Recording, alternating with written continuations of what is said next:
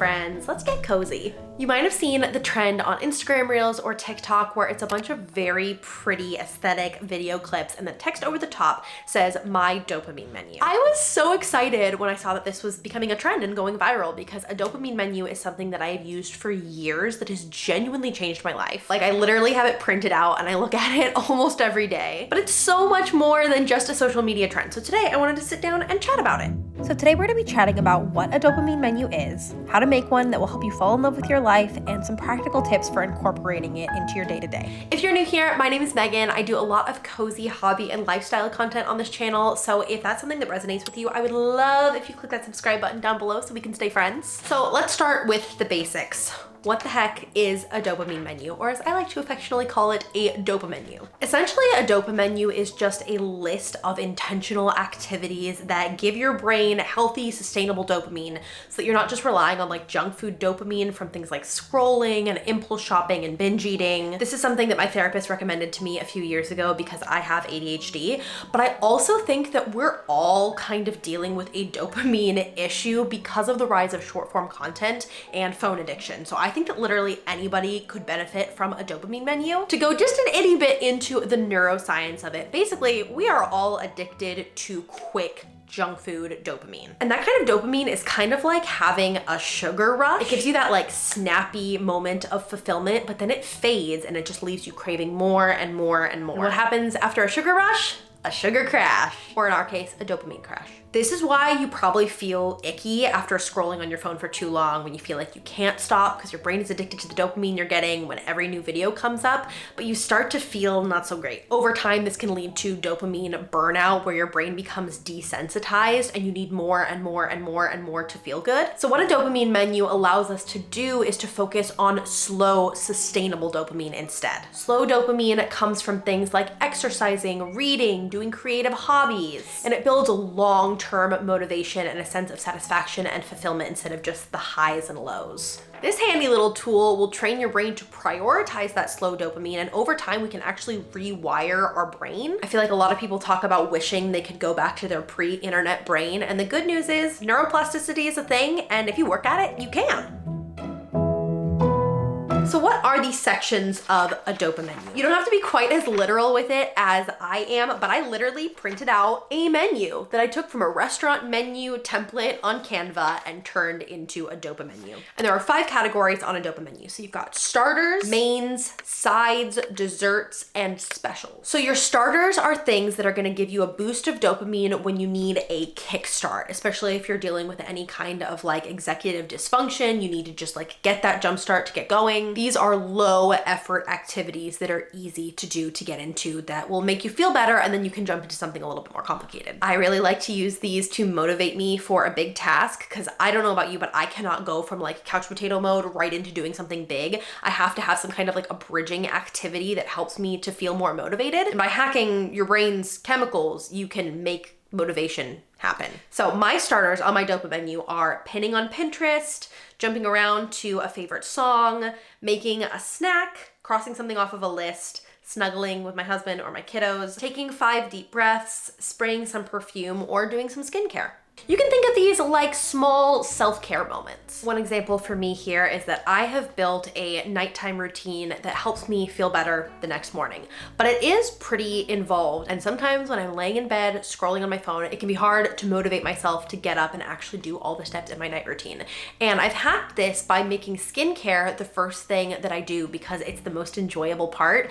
And some people say you should do the worst part first, but I actually think in this case, when you do the best part first, it can help motivate you to do all the other healthy things that you may not want to at the time, may not feel like you have motivation to do, but that will make your life better in the long term. One of the skincare things that I've really been loving recently is this product from Issaquah, who's partnering with me on today's video. This is their Dream Night Serum, and this contains bioretinol, and it works while you sleep to target all kinds of wrinkles. Wrinkles happen to everybody. I firmly believe that it is a privilege to age, but I do want to age gracefully, so sometimes things like this can help. I've noticed now in my late 20s that I am getting some wrinkles, and and some of them I like better than others. Like I love my little smile lines, but the little furrow I get in between my brow, I'm not so much of a fan of. The Dream Night Serum is packed with all kinds of clean, potent ingredients that will help target any wrinkles that you may not love. I've used traditional retinol before and I always end up with irritated skin that's dry and flaky. It looks terrible under makeup. And this is so much gentler, which I am so grateful for. It's powered by seaweed and peptides and that bioretinol, which is derived from green microalgae, which is a very safe and sustainable alternative to traditional retinol. It also has hydrolyzed hyaluronic acid, which is one of my favorite skincare ingredients of all time. It is so deeply moisturizing. It's vegan, cruelty-free, clinically tested. You just take a few drops and pat them on your face and neck. And what I really love about this is that no matter what stage you're at in life, whether you're like me, you're in your 20s, you're just starting to see some lines, or you're in your 50s and you're starting to notice some lines on your cheeks. It adapts to your stage in life and gives your skin the nutrients it's craving. If you want to upgrade your nighttime routine, you can use the link in my description and my code MEGANACUNA to get 10% off. So those are my starters. Then we move on to mains. These are the big, meaty dopamine activities that you have to like do very intentionally. I try to do at least one of these every day. Some examples directly off of my dopamenu are read a book, take a walk, try a new coffee shop. Novelty is huge for dopamine, so anytime you can introduce a sense of novelty, that's gonna be a great thing to put on your dopamenu. Bake a new recipe, declutter something, or style a new outfit. That one is one where I feel like it could be a starter in terms of how quick it is to do, but for me, I get a huge punch of that like dopamine satisfaction, fulfillment from it. So I actually have it in my mains. Then you have your sides, and your sides are things that you pair with an activity that you're less excited about to make it better. Dopamine pairing is a concept all on its own, where basically you can train your brain to feel rewarded and fulfilled by activities that you don't necessarily love. Some of mine are listen to a podcast, call a friend, start the diffuser, or make a special drink. And if you want to take this one step further, you can make certain things exclusive to tasks that you don't like. For example, I only listen to my favorite podcast on my way driving to Seattle for writing group because it is a long drive and I don't like driving. It makes me very anxious. And for a while that was stopping me from going and being social and going to my writing group, which I love. So by pairing this specific podcast with that drive at the same time every single week, I started to look forward to it and it started to feel less daunting. And I found that I wasn't like dreading it anymore. And I've been to writing group every single week for months for making that one simple switch. Then you have desserts. Now desserts are kind of junk food dopamine. They're things that can be sweet sometimes, but if you overdo them, then you just end up feeling icky. So for me, this is online shopping, scrolling on social media, chocolate specifically. The key for the sides for me is to assign them to a specific window in my calendar. So I block out a specific period of time for them. And when that time ends, I'm done. It's a cutoff. Online shopping for me, especially with this, because I'll get something in my head where I'm like, okay, I want this specific style of shirt in this pattern. It has to have all these features and I won't be able to find it. And then I'll get sucked into the search for it to the point where I'll have spent multiple hours on it over like several sessions and I hate it. Like I'm not having fun. I'm super frustrated, but I can't tear myself away. That's why I like having it actually in my calendar. The last thing on your dopamine menu is specials, and these are like big events that only happen once in a while. Usually there's some kind of financial investment, which is why you're not just like doing them every day. So for me, it's things like taking a vacation or doing a new crafting workshop, getting a beauty service done like nails or getting a facial. And because they're only every so often, again, we're really playing into that sense of novelty. Novelty and dopamine are like this. So this is cute and all, but what does it actually do for us? First of all, it breaks the cycle of overstimulation and burnout. Like I said, you can literally retrain your brain. If you feel like you're just going back to numbing activities that aren't actually filling your cup over and over and over again, this is an easy, guided way to help change the way you're doing things. And speaking from personal experience, feeling a lot more fulfilled in your life. This is a huge, huge way to like romanticize your life. So where do you get started? First, you're gonna identify activities that bring you joy and a sense of fulfillment, and I want you to break them into 3 categories. Your low energy, medium energy, and high energy. So low energy might be something like reading. Medium energy might be baking or doing a craft. And your high energy are gonna be things like hiking, working out, stuff that takes a lot of like physical and mental power. The key to this is to keep it realistic and personal to you, because what gives dopamine to one person might not provide it for another. From there, you can kind of put it into these categories based on what I said about them earlier: your starters, mains, sides, desserts, and specials. Whether you're like physically writing it out and putting stickers on it, or you're using a cute little Canva template like I did, make it fun, make it something that you're gonna want to look at.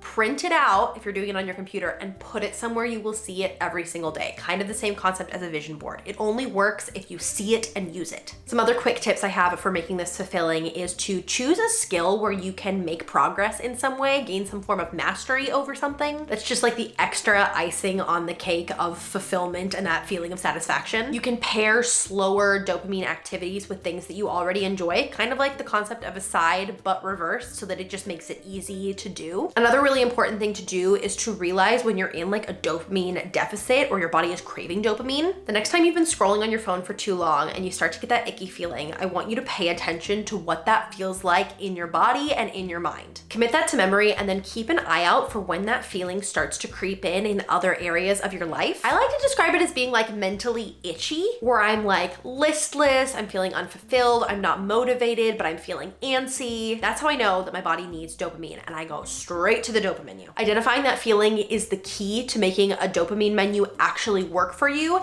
as opposed to just being something cute that you do once and then completely forget about. And really pay attention to what you get junk food dopamine from, what activities are hijacking your reward system. And then try to cut those out over time. Again, we're not going cold turkey, we're trying to be sustainable with this. And this should be flexible. You can update it as your interests change. You don't have to be militaristic about it at all. It's not about being like disciplined, it's about making your life more joyful. I don't want it to be another obligation of something you have to do to be like living the correct way. I want it to be something that organically improves your life and leads you to feel more fulfilled over time in a sustainable way. And the more you do it, the easier it will get, because you're creating a motivation loop. When you're doing these intentional activities and your brain is getting dopamine from it, it just reinforces the behavior and you'll start to crave it more and more over time. And I've found personally that I'm reaching for my phone less. Now I'm gonna give you a little bit of homework. I want you to go down into the comments and tell me one activity that you are putting on your dopamine menu and which category it goes in. I'll make sure that I link the Canva template that I used down in the description. And I really hope that this is genuinely helpful for you. I know it's a little nerdy, but it really